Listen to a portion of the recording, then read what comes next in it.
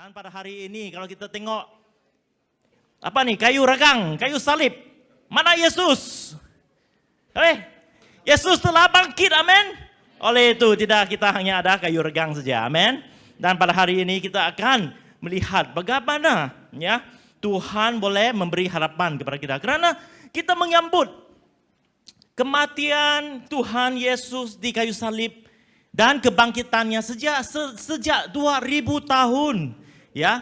Tapi saya ingin mengatakan walaupun 2000 tahun, tapi mesej Yesus masih relevan bagi kita hari ini. Kerana inilah kita berada di sini. Kerana inilah hidup kita diubahkan. Kerana inilah kita ada pengharapan di dalam kehidupan kita. Dan kerana inilah kita ada hidup yang kekal dengan Tuhan selama-lamanya. Beri satu tepukan gemuruh kepada Tuhan, amin. Haleluya. Dalam hari ini kita akan lihat ya satu sebanyak tentang paradoks yang Yesus lakukan atau Tuhan lakukan di dalam dunia ini. Apa itu paradoks? Ya, sebenarnya maksud paradoks adalah pecanggahan. Satu statement yang bercanggah, tetapi ada kebenaran. Itu maksudnya paradoks, ya. Kalau saya katakan seorang pemimpin haruslah menjadi seorang hamba, itu bercanggah kah? Pemimpin jadi hamba? Bolehkah pemimpin jadi hamba? Tapi itu ada kebenaran. Orang yang melayani haruslah melayani. Amin. Itulah yang kita katakan bercanggah. Oleh itu kayu salib sebenarnya ada banyak pecanggahan, tapi ada kebenaran.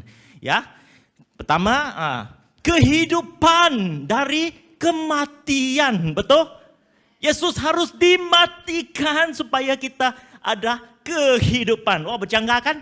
Tapi itu kebenaran, betul? Kalau kita tahu, pengampunan dari penghakiman. Pengampunan tuh dari penghakiman. Yesus dihakim supaya kita dapat pengampunan daripada Tuhan. Bercanggah tapi benar. Berkat dari kekutukan. Adakah berkat dari kekutukan? Benar. Saya tahu berkat lah. Kutuk tu tak ada berkat. Ini apa? Kayu salib. Hari ini jadi icon fashion. Betul? Sebenarnya 2000 tahun kayu salib ni adalah alat kutukan. Kerana dia digunakan untuk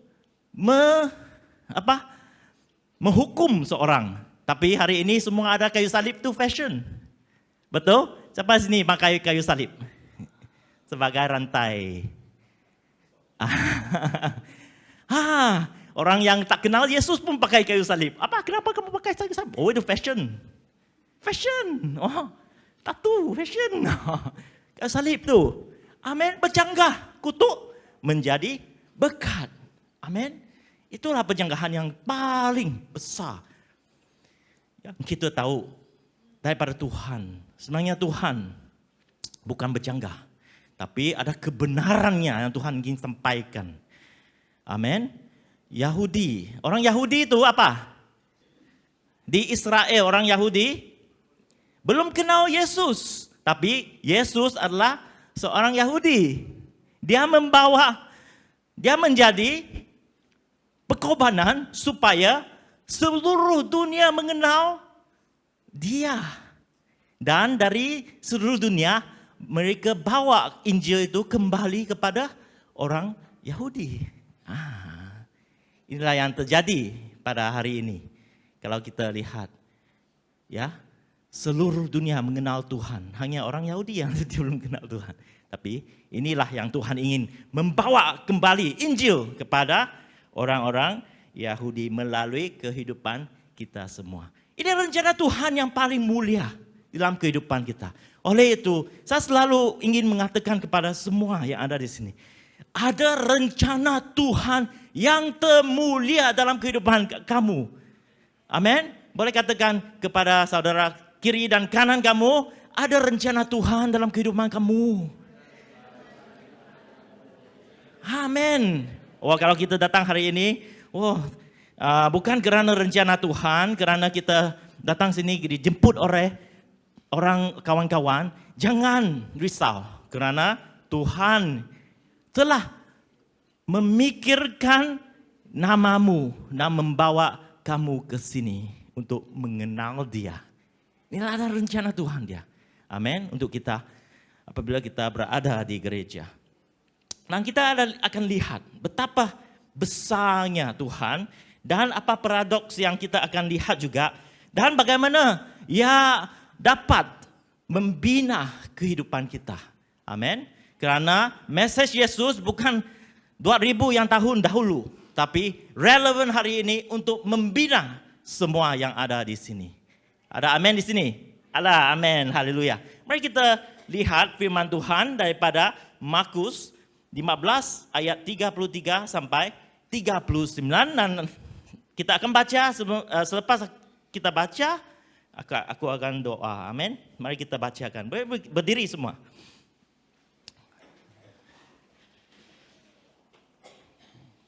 Okey, kita bacakan 1, 2, 3. Pada jam 12 kegelapan meliputi seluruh daerah itu dan berlangsung sampai jam 3. Dan pada jam 3 berserulah Yesus dengan suara nyaring, Eloi, Eloi, lama sabachthani, yang berarti, Allahku, Allahku, mengapa engkau meninggalkan aku? Mendengar itu beberapa orang yang berdiri di situ berkata, lihat yang memanggil Elia. Maka datanglah seorang dengan bunga karang, mencelupkannya ke dalam anggur asam lalu mencucukkannya pada sebatang buluh dan memberi Yesus minum serta berkata, baiklah kita tunggu dan melihat apakah Elia datang untuk menurunkan dia. Lalu berserulah Yesus dengan suara nyaring dan menyerahkan nyawanya. Ketika itu tabir bait suci terbelah dua dari atas sampai ke bawah. Waktu kepala pasukan yang berdiri berhadapan dengan dia melihat matinya sedemikian berkata, ya sungguh orang ini adalah anak Allah. Amin. Mari kita berdoa. Haleluya. Tuhan, kami serahkan masa ini ke dalam tangan-Mu. Agar Engkau Tuhan memimpin kami semua dengan firman-Mu. Menyerap ke dalam kehidupan kami semua. Dan pakai hamba-Mu untuk menyampaikan firman-Mu supaya firman-Mu menjadi efektif di dalam kehidupan kita semua. Dalam nama Yesus kami katakan amin. Amin. Silakan duduk. Amin. Sebenarnya dalam kematian Yesus yang telah dicatatkan pada hari ini, kita lihat betapa susahnya Yesus berada di kayu salib semasa dia disalib oleh orang Roma.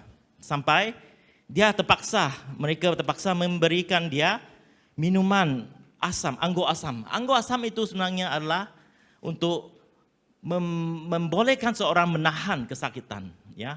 Yaitu macam ada sedikit arak dengan itu supaya dia boleh menahan kesakitan.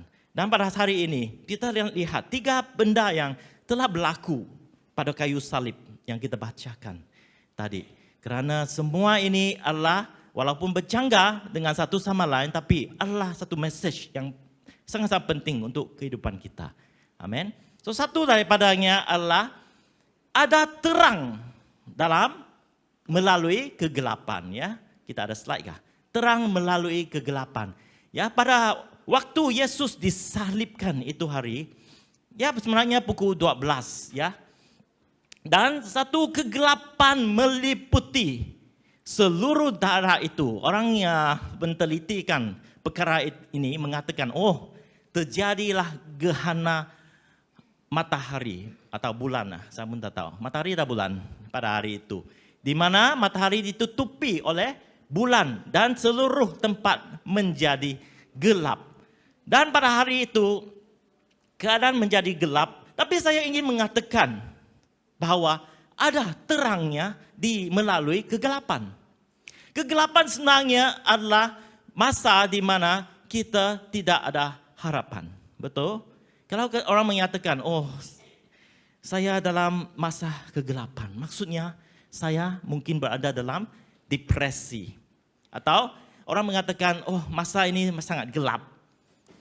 Maksudnya, dia tidak dapat melihat apa yang akan berlaku di hadapan dan dia merasa takut. Kalau kita tahu bahawa kegelapan itu bukan satu kegelapan sebenarnya adalah kekurangan apa? Terang. Oleh itu, gerhana matahari itu terang kan? Kalau diliputi, kalau ditutupi oleh bulan, dia tempat itu menjadi gelap karena kekurangan terang. Betul? Terang yang membuatkan tempat itu terang. Tapi tanpa terang itu gelap. Oleh itu, tanpa harapan di kehidupan manusia, manusia akan berada di dalam kegelapan. Nah, pada hari ini saya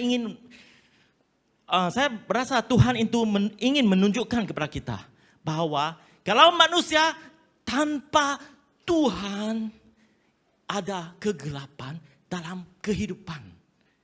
Saya pernah mengalami sejenis psychological benda yang orang mengatakan panic attack. Pernahkah kamu rasa begitu? Panic attack, ya? Mungkin kamu pernah, mungkin kamu tidak.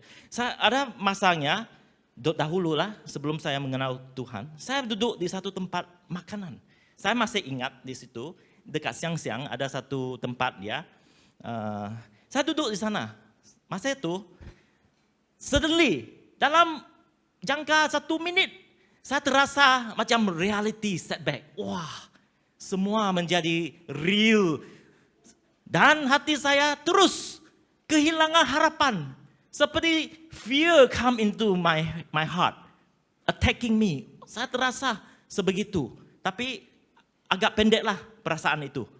Lepas macam 1 minit dia berlalu. Dia berlalu. Dan pada masa itu saya tidak tahu apa itu. Tapi ada episode yang lalu saya terasa begitu. Barulah hari ini saya tahu itulah sebenarnya panic attack. Mak saya pernah mengatakan kepada saya, oh dia pun ada panic attack. Tapi at that time, ya episode yang paling akhir. Karena selepas saya menerima Yesus sampai hari ini, saya tidak ada panic attack. Karena saya tahu bahwa Yesus adalah Tuhan saya dan dia ada pengharapan bagi saya. Amin. Kehidupan saya di dunia ini hanya sementara. Ya, saya akan mati. Ya, tapi saya akan bangkit semula dengan Yesus. Amin. Oleh itu saya tidak rasa begitu. Saya tidak ada berasa depresi. Ada orang mengatakan, oh, kamu tahu saya 49 years old. Ada orang mengatakan, oh Daniel sebelum saya jadi 49. Mereka mengatakan, oh kamu jaga-jaga. Kamu akan mengalami midlife crisis. Wah, aku tanya, apa midlife crisis? Saya pun cari buku. Apa itu midlife crisis? Ada kawan-kawan bagi saya buku. Midlife crisis, baca. Tapi sampai hari ini, saya tidak terasa midlife crisis. Karena saya tahu kehidupan saya ada di tangan Tuhan. What is midlife crisis? When I have God. Amen. Jangan takut. Karena ada Tuhan. Itulah pada hari ini. Kalau kita ingin dibebaskan, biar terang datang ke dalam kehidupan kita. Karena ada terang, kegelapan itu lari. Amin. Next slide. Sebenarnya Tuhan ya, perjalanan dalam kegelapan ini yang mengerikan. Kegelapan adalah kekosongan. Kegelapan menyebabkan kita tidak mengenal terang. Kalau kita ada dalam kegelapan, kita tidak akan mengenal terang. Kegelapan menyebabkan kita berdosa tanpa pengetahuan tentang Tuhan. Kegelapan itu akan menyebabkan kita berdosa. Karena kita tidak akan melihat apa yang ada di depan kita.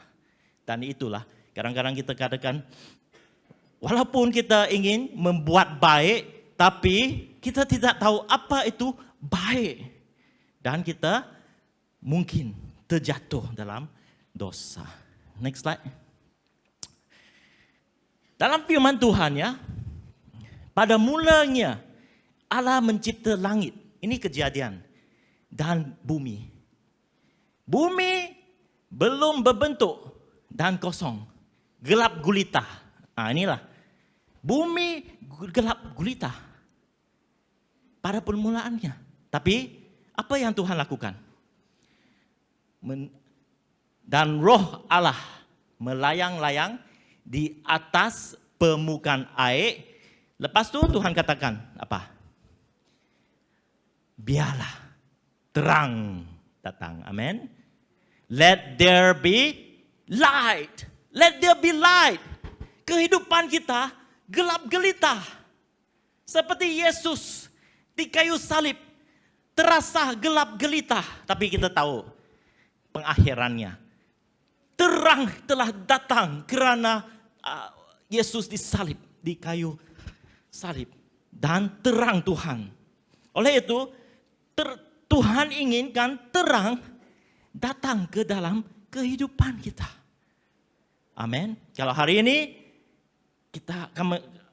engkau berada di gereja ini, biar saya katakan, Tuhan inginkan terang datang ke dalam kehidupan Anda.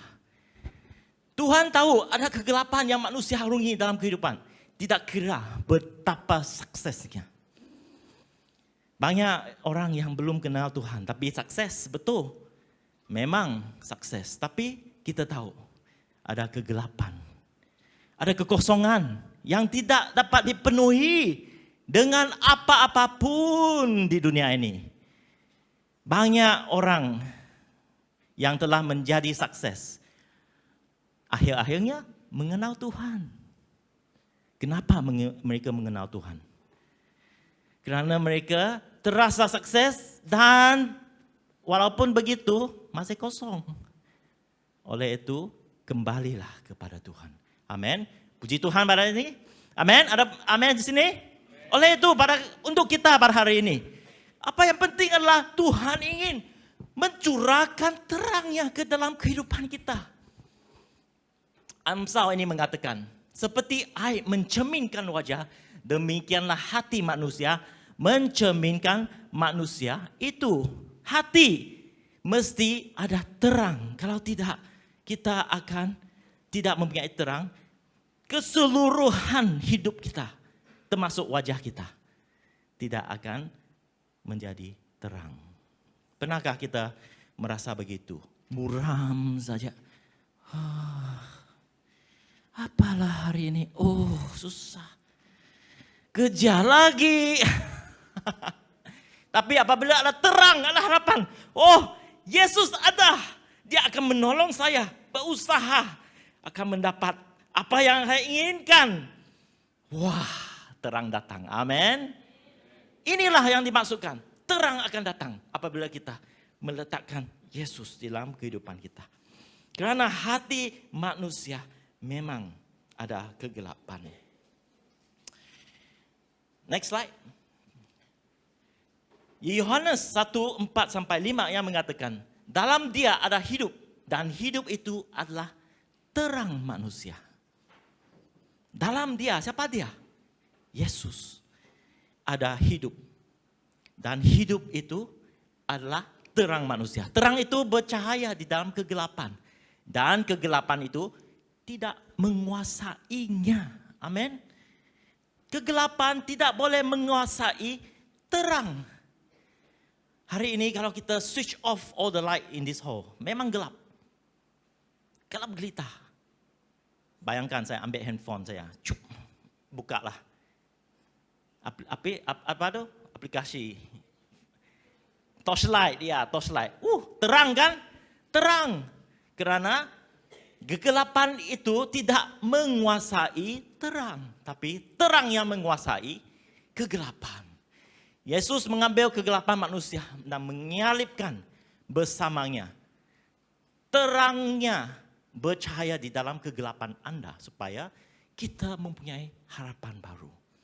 Pada hari ini, biarlah kita menerima Yesus ke dalam kehidupan kita. Katakan, Yesus, saya perlu terang berada di kegelapan. Kerana Yesus adalah terang bagi dunia. Seperti dikatakan di Yohanes.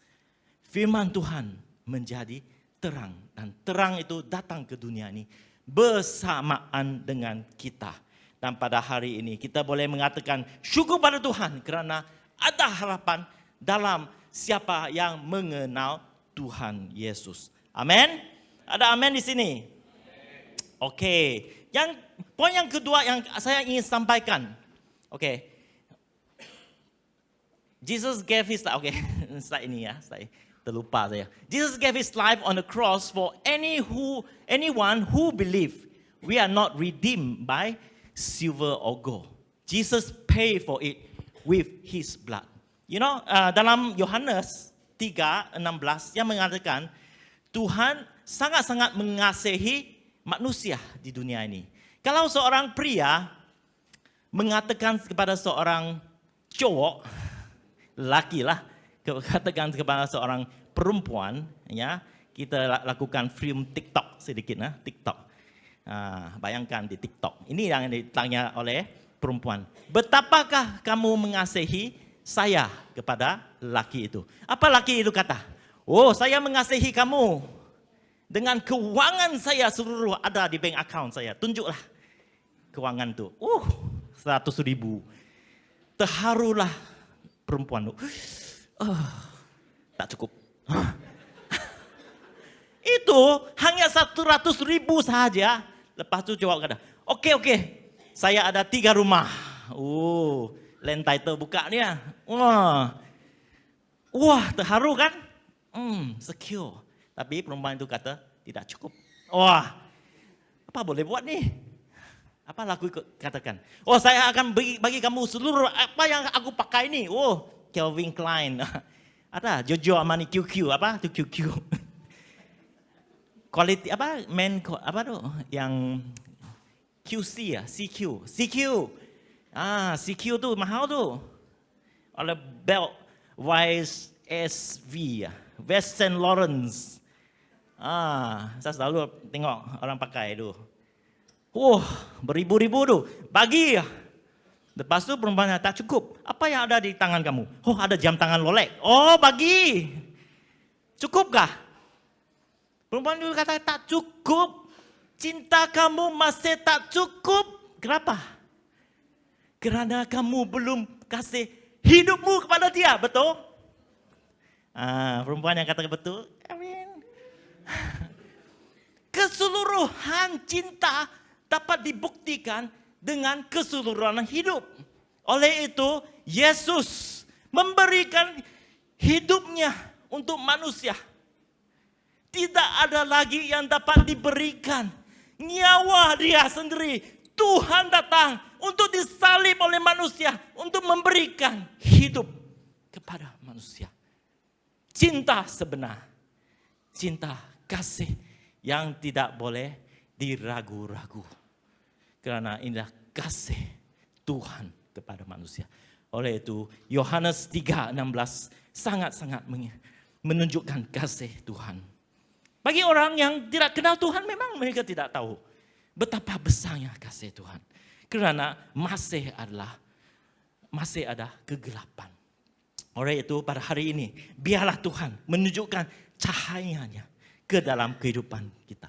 Apabila kita ada cahaya di dalam kehidupan kita, kita akan menjadi terang untuk dunia ini. Orang akan melihat, orang yang mengenal Yesus ada pengharapan di dalam kehidupannya. Kenapa mereka, walaupun dalam keadaan bercabar, mereka pun dapat mempunyai kesenyuman, kesukacitaan di dalam kehidupan mereka. Karena terang yang ada di dalam kehidupan kita akan ditunjukkan melalui kehidupan kita kepada dunia ini. Ada amin di sini.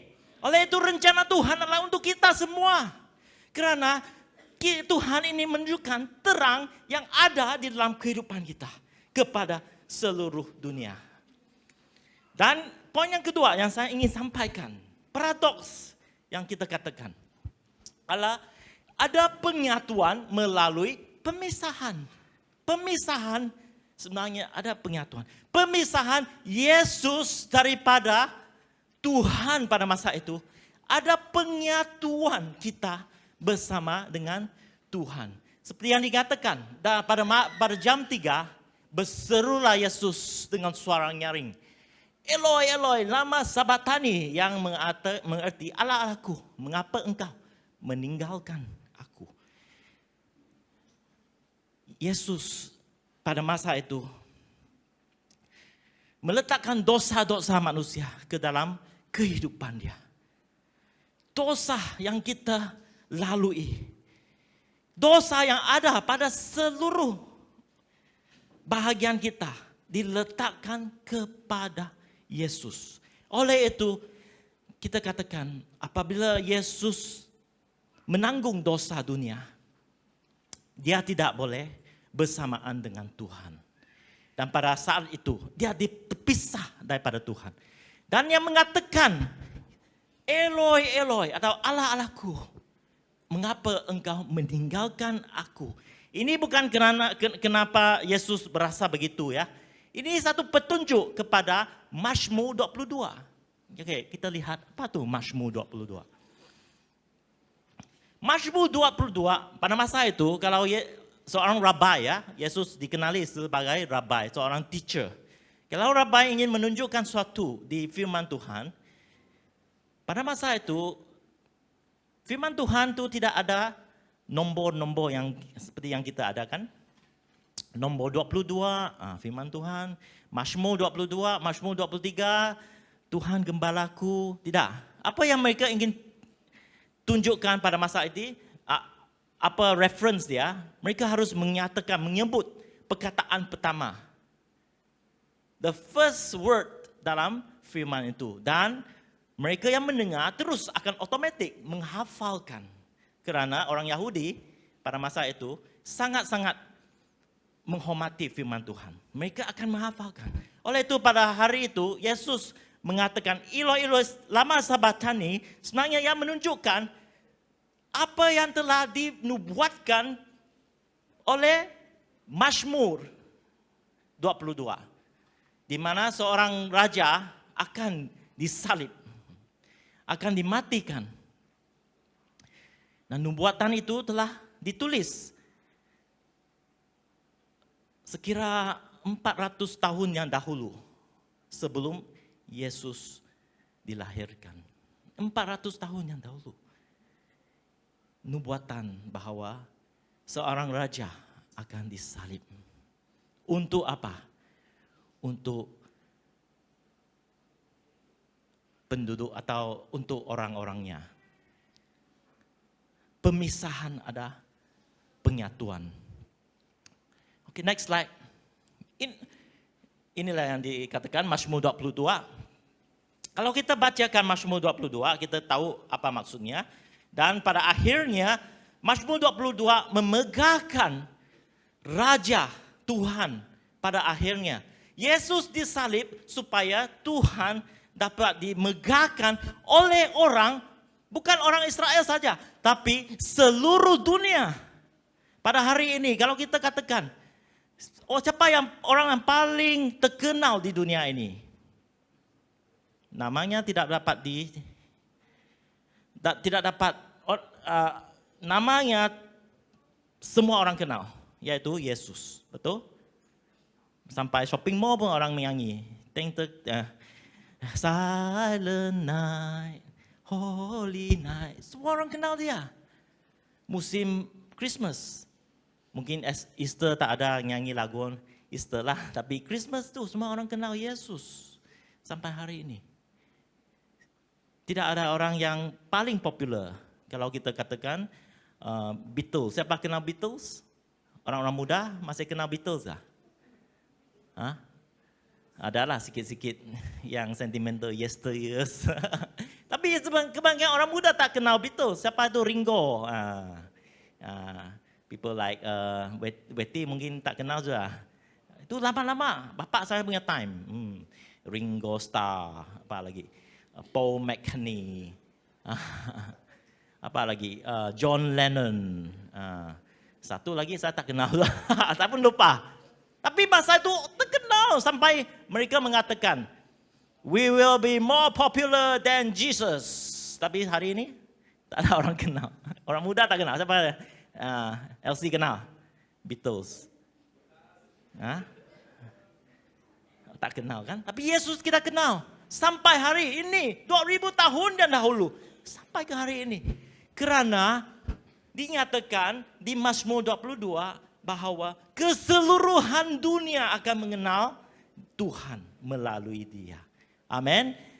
Mari kita bagi satu tepukan gemuruh pada Yesus. Inilah kuasa Tuhan yang sangat-sangat megah. Tapi kesatuan ini melalui Yesus sebenarnya menyatakan suatu tentang hati manusia. Tentang hati manusia. Kalau kamu manusia sebenarnya berdosa. Kalau Tuhan ingin manusia mengenal dia, dosa ini akan menghalang manusia daripada mengenal Tuhan. Slide ini, adakah slide? Slide yang satu lagi. Ya ini. Apa-apa yang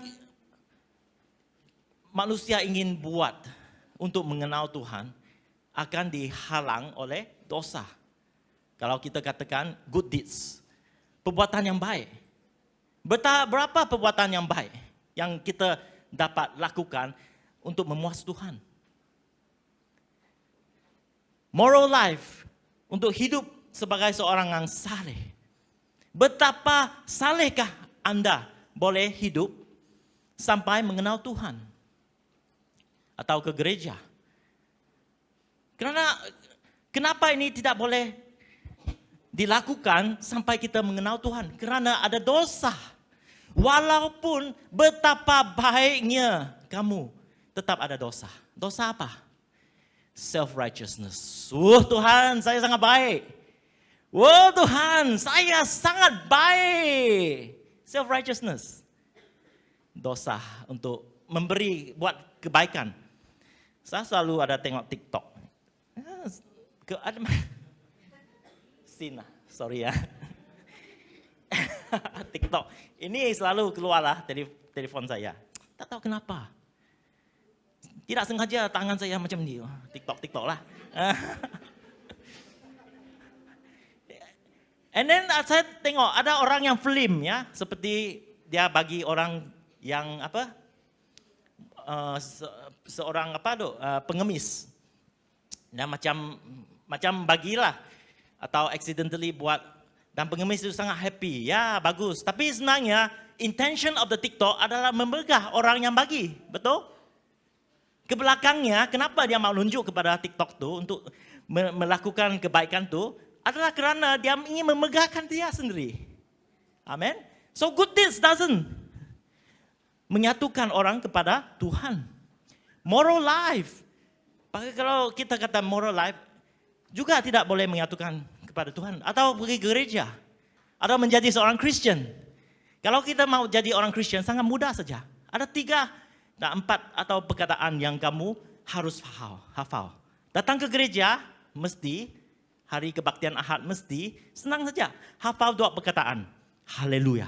Amin. Kalau kamu datang, kabar baik. Apa kabar? Amin. Wah, suci ke? Tinggal mana? Haleluya. Haleluya. Bawalah Bible besar tu. Haleluya. Amin. Itulah kamu Kristen, tetap Kristen. Boleh. Tapi itu Kristen benarkah? Monday to Friday, berlainan tu. Kalau ada kawan telefon, kamu orang baik kan? Boleh tolong? Haleluya. Nanti saya doa untuk kamu. Tutup telefon. Amin. Gereja itu tidak dapat kita mengenal Tuhan.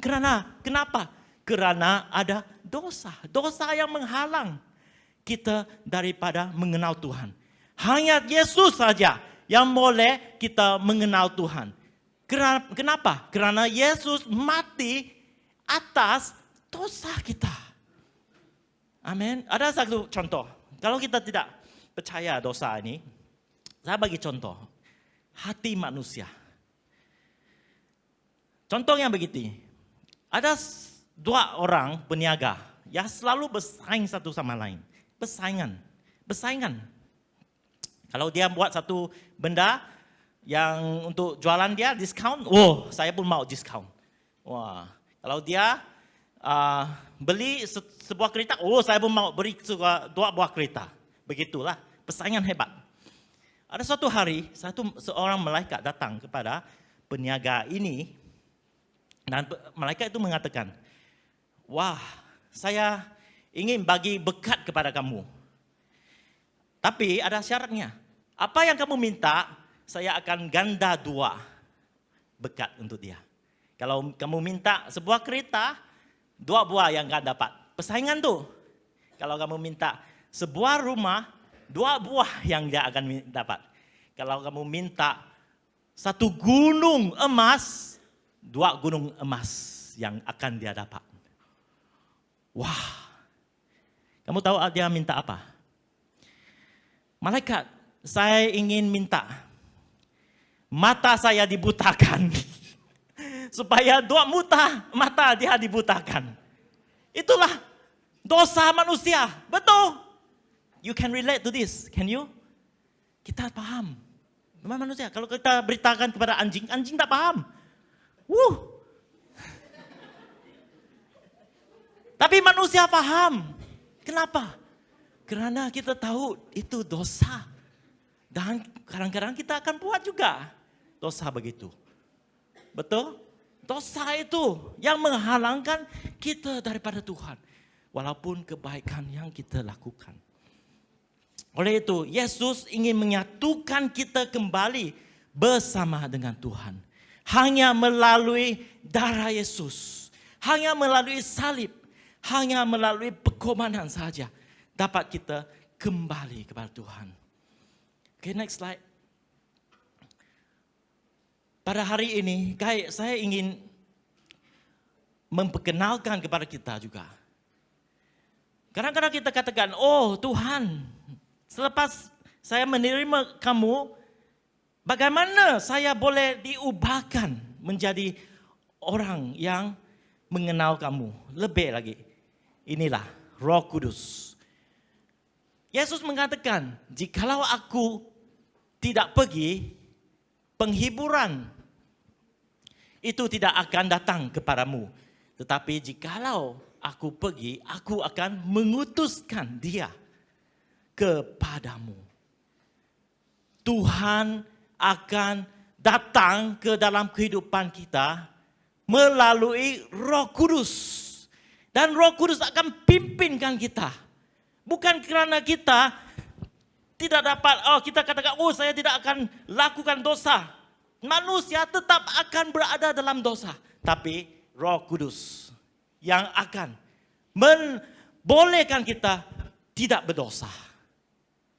Pada hari ini, Yesus dipisahkan supaya kita dapat disatukan dengan Tuhan melalui Roh Kudus Tuhan. Di Roma 8:15.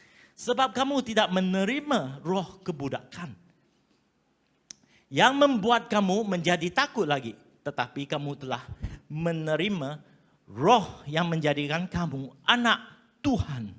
Oleh itu roh itu kita berseru, ya Abba, ya Bapa. Amin.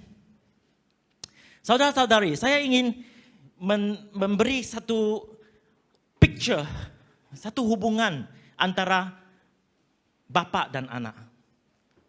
Siapa sini sudah menjadi bapa? Ya. Kalau kita lihat anak, kadang-kadang anak itu nakal, betul? Nakal. Dari mana dia diajar begitu? Kita selalu kan, ini perangai emak. Kenapa kamu ikut perangai emak kamu nih? Terus ya. Nakal betul. Tapi adakah kadang-kadang bapak itu menghukum? Ya. Tapi bapak juga sayang dia walaupun menghukum, kan? Karena akhirnya inilah anak kepada bapak. Sama dengan Tuhan. Apabila kita menerima Yesus ke dalam hati kita, hubungan kita bersatu dengan Roh Kudus, kita adalah menjadi anak kepada Tuhan. Tuhan melihat kita. Oleh itu dosa dapat dihapuskan. Walaupun orang berdosa, ya. Tapi Tuhan dapat mengampun. Apabila anak kembali kepada Bapa, meminta maaf. Bapa, saya tahu kelakuan itu salah.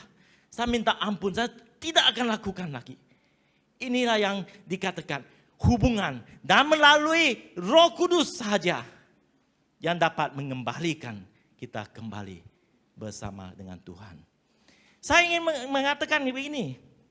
Karena sebenarnya banyak orang yang pandai firman Tuhan. Orang yang mempunyai sarjana tinggi ya. Atau dalam teologi dan sebagainya.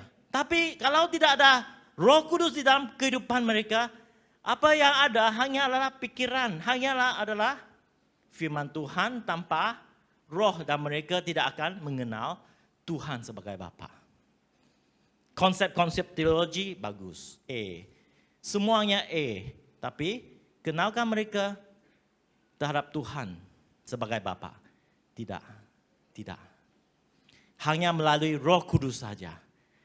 The Holy Spirit can convict a person mengenal Tuhan sebagai Bapa. Oleh itu saya ingin untuk kita mengenal Tuhan melalui Roh Kudus. Yesus mengatakan, orang harus dilahirkan semula. Dan dilahirkan semula hanya melalui baptisan air dan baptisan Roh Kudus. Seperti Yesus dilahirkan oleh Roh Kudus. Amin. Melalui Maria. Roh Kudus yang menyatukan kita pada hari ini. Semua yang ingin menjadi jemaat Tuhan haruslah mengalami kelahiran baru. Dan kelahiran baru ini bukan satu yang kita katakan without experience. There is gonna be a tangible experience dalam kelahiran baru. Tanyalah kepada Tuhan. Tuhan, saya ingin merasai kelahiran baru. Dan Tuhan akan berikan. Semasa saya mengenal Tuhan, walaupun saya datang ke gereja, walaupun firman Tuhan mengatakan kepada saya suatu tentang kehidupan saya, walaupun saya katakan, Tuhan, kamulah adalah Tuhan, Yesus adalah mati untuk saya. Tapi saya belum lagi dilahirkan semula. Sampai satu hari, satu penghimpunan doa Jumaat. Pada masa itu saya masih ingat. Kedatangan Roh Kudus datang ke dalam kehidupan saya. Dan pada hari itu saya tunduk, saya lutut dan menangis karena saya terasa terharu dengan kebaikan Tuhan, sukacita Tuhan. Dan inilah, pada hari itulah saya tahu bahwa kehidupan saya diubahkan oleh Tuhan. Dan pada hari ini saya ingin juga kita pada hari ini untuk merasai the Holy Spirit empowerment. Dilahirkan semula oleh Roh Kudus dalam kehidupan kita. Amin. Oleh itu, perpisahan Yesus ada penyatuan dalam Roh Kudus untuk kita semua. Dan poin yang ketiga, sebelum itu, inilah yang saya ingin katakan. Dosa itu selalu ada pada manusia. Tapi apabila kita mengalami Tuhan dan Roh Kudus di dalam kehidupan kita, kita dapat mengatakan, walaupun orang membuat kehidupan kita susah, kita dapat mengatakan, saya masih ingin memberkati kamu. Amin. Inilah kuasa, bukan saya. Tidak pernah, berapa bulan yang lalu, istri saya accident, dilanggar seorang motorbike. Sakit hati saya. Kenalah bayar beribu-ribu. Tapi walaupun bukan kesalahan istri saya, orang yang melanggar, orang itu salah. Tapi saya kenal orang itu tidak mempunyai kemampuan yang banyak. Kita katakan, tak apalah, saya mengampuni kamu. Orang itu kesian juga lah, dia langgar sampai mulutnya berdarah. Pergi operasi, saya bawa dia ke BMC. Tanya dokter, dokter pun mau buat itu operasi. Dentist kan, mau buat operasi. Saya kata, jangan buat dulu. Saya mau tanya berapa kos. Nanti bapak dia tak mampu. Dokter dia, kos dia ada angka-angka 10.000. Wah, shock saya. 10.000. Lepas itu saya telefon bapak, yang mau buat operasi 10.000. Bolehkah? Tidak dapat. Bawa dia ke GH. Boleh lah, tak apalah. Lepas tu saya cakap sama dokter, kita bawa dia ke GH lah. So saya bawa dia ke GH, sampai GH. Bawa dia X-ray dan sebagainya, buat operasi. Saya tunggu sampai pukul, mereka dari Asajaya datang. Bapak dia Asajaya datang. Sampai pukul 4 lebih, baru mereka datang. Tapi syukur pada Tuhan, dalam hati saya memang ada kesal. Ayuh, nanti accident, kena bayar kos tu. Tapi saya ada daripada Roh Kudus, ampunilah mereka. Tak apa. Okey, saya mengatakan tak apa. Sampai bapak dia jumpa saya di office. Lepas bapak dia jumpa saya di office, saya kata, tidak apalah Pak Cik, kamu, ini kemalangan itu akan berlaku lah. Kita akan tidak ada kos lah. Kita bayar sendirilah. Okey, itulah pengampunan. Kenapa? Kerana ada Roh Kudus yang bekerja dalam kehidupan kita. Amin. Yang dikatakan tadi, Roma 3, apa yang dikatakan? Apa tu? Janganlah kamu kalahkan terhadap kejahatan. Tetapi kalahkan kejahatan dengan kebaikan. Amin. Ada haleluya di sini? Ada haleluya di sini kerana ini paradoks yang Tuhan ingin tunjukkan. Kesatuan Roh Kudus membawa kuasa Tuhan ke dalam hidup kita. Pada hari ini, Tuhan sangat relevan dalam kehidupan kita. Apabila kita mengalahkan kejahatan itu dengan kebaikan, kita akan menjadi lebih daripada pemenang. Amin. Haleluya. Yang ketiga yang kita ingin lihat pada hari ini, ada pemulihan melalui pemusnahan. Ada pemulihan melalui pemusnahan. Dan Markus yang kita bacakan, apa yang terjadi? Tabir bait suci dibelah dua dari atas sampai ke bawah. Tabir bait suci itu melambangkan satu yang kita katakan halangan pemisahan manusia dengan Tuhan. Tapi pada hari itu tabir bait suci dihancurkan. Saudara-saudari, kalau kita, ini bukan hanya diterangkan di firman Tuhan. Kalau kita pergi ke Yerusalem dan kita mengkaji Talmud, orang Yahudi yang menuliskan, mereka juga mengaku pada hari itu tabir Tuhan dibelah dua. Entah kenapa, dari atas ke bawah. Entah kenapa. Mereka ingat ini mungkin ada gempa bumi pada hari itu. Tapi bagi kita tahu bahawa Tuhan yang melakukan ini sebagai satu simbol bahawa tidak adalah perantaraan bersama manusia dengan Tuhan lagi. Apabila kita mengenal Yesus, apabila kita menerima Yesus, apabila kita menerima Roh Kudus dalam kehidupan. Tidak lagi ada perantaraan kerana ada perhubungan semula manusia dengan Tuhan. Apa itu hubungan? Hubungan itu sangat penting. Kerana tanpa hubungan, agama itu adalah sia-sia. Agama itu adalah kosong. Saya dapat mengadakan kebaktian, tapi tanpa hubungan kita dengan Tuhan, sia-sia saja. Hubungan dengan Tuhan itu sangat penting. Melalui hubungan, kita tahu bahawa kehidupan kita dapat diubah oleh Tuhan. Seperti bapa dengan anak. Okey. Yang dikatakan di sini, buku Ibrani, jadi saudara-saudara, oleh darah Yesus kita sekarang penuh keberanian dapat masuk ke dalam tempat kudus.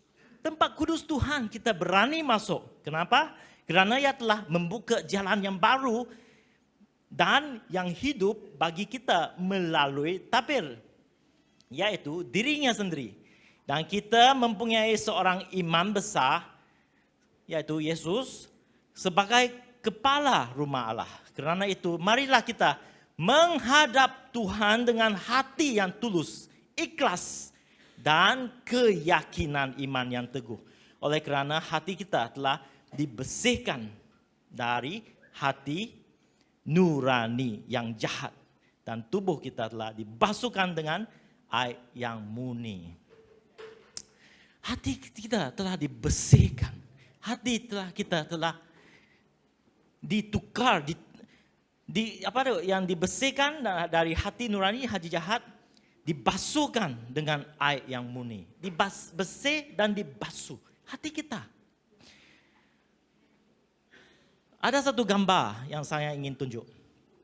Ini adalah satu bekas yang telah dipecahkan. Sebenarnya Tuhan ingin membasuhkan hati kita untuk membebaskan kita daripada berhala-berhala dalam hidup kita. Kalau kita tahu hati kita diperbudakkan oleh berhala-berhala. Apa itu berhala dalam hidup kita? Keuangan, mungkin itu satu berhala. Sukses itu satu berhala. Kita inginkan satu. Mungkin opa-opa yang kita lihat di Korea movie itu berhala? Adakah? Opa-opa. Hah? Dikenali orang satu berhala kan? I want to be famous. Itu satu berhala. Tuhan ingin memecahkan, bersihkan berhala-hala itu daripada kehidupan kita. Kadang-kadang orang mengkaji knowledge of the world. Ini menjadi satu berhala. I want more and more and more. Itu akan menjadi berhala. Tapi Tuhan ingin memecahkan supaya Dia dapat membinakan kita semula sebagai suatu bekas yang murni. Oke, apa itu bekas yang murni? Kita lihat gambar ini. Next slide. Kamu tengok. Bekas itu yang telah pecah akan menjadi lebih murni lagi apabila Tuhan terlibat. Bekas itu bukan hanya satu bekas yang pecah, yang telah disemenkan, tapi tengoklah emas itu yang Tuhan meletakkan di semua muka pemecahan itu. Jika seorang menyucikan dirinya dari hal-hal yang jahat, ia akan menjadi perabot rumah untuk masuk yang mulia. Ia dikuduskan, dipandang layak untuk dipakai tuannya dan disediakan untuk setiap pekerjaan yang mulia. Amin.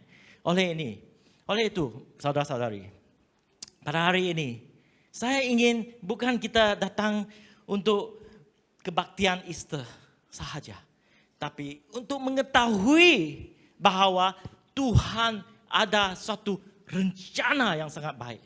Seperti satu bekas yang Tuhan ingin lepaskan daripada kehidupan kita.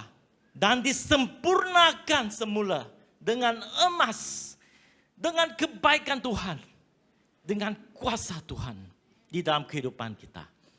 God's way is better than our way.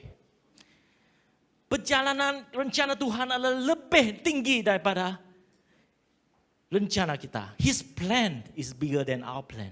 His dream for your life, apa yang Tuhan inginkan, impiannya adalah lebih besar daripada impian kita hari ini. Amin. Kalau kita hanya ingin menjadi seorang majikan yang baik, impian Tuhan adalah lebih besar. Kalau kita ingin menjadi seorang businessman yang successful, impian Tuhan adalah lebih besar kepada kamu. Dan jauh lebih baik daripada kamu yang pernah impikan. Jadi bukankan diri dan benarkan Tuhan bekerja menurut caranya. Amin. So hari ini saya ingin kita datang kepada Tuhan dengan hati yang buka. Pekerjaan Tuhan dalam kehidupan kita. Kerana terang telah datang ke dalam kehidupan kita. Kesatuan dengan Roh Kudus telah datang dengan kehidupan kita. Dan hubungan dengan Tuhan ada di dalam kehidupan kita. Mari kita berdiri pada hari ini. Kita akan berdoa bersama-sama. Haleluya, haleluya.